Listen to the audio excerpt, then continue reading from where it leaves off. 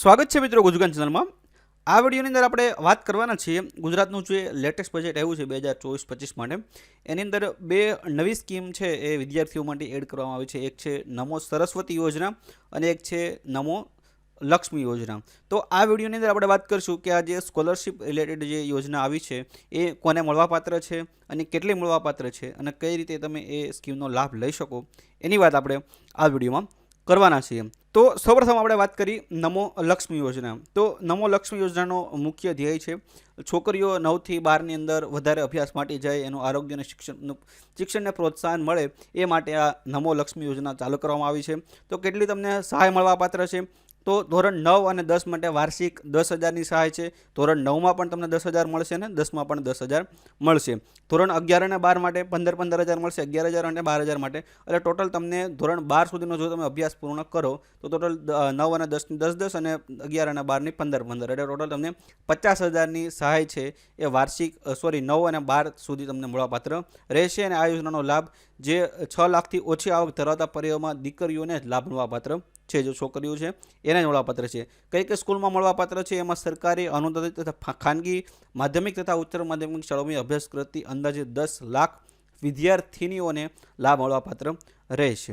ઠીક છે, એટલે આ યોજનાનો લાભ કેવળ જે કન્યાઓ છે એને જ મળવાપાત્ર રહેશે। કઈ રીતે તમે આનું ફોર્મ ભરી શકો એની કોઈ હજી ઓફિશિયલ માહિતી આવી નથી। ડાયરેક્ટ સ્કૂલ થ્રુ થશે કે અલગ એની વેબસાઇટ થ્રુ કરવામાં આવશે, એ જ્યારે પણ આવશે ત્યારે આપણે વિડીયો બનાવી દઈશું। અત્યારે આટલી જ માહિતી છે એ આવી છે, બરાબર છે।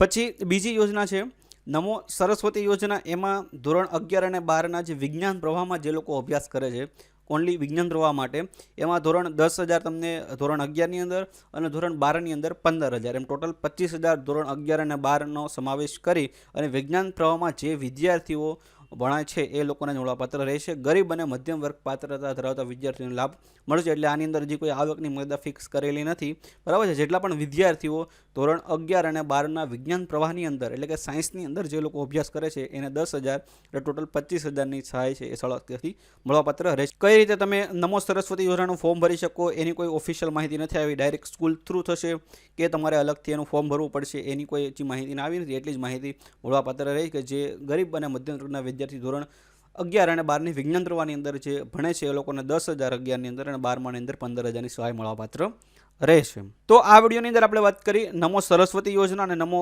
લક્ષ્મી યોજના વિશે। બીજી આની કોઈ એડિશનલ માહિતી એની અંદર આપેલી નથી કે કોઈ આવક મર્યાદા ફિક્સ કરેલી હોય કે શું હોય।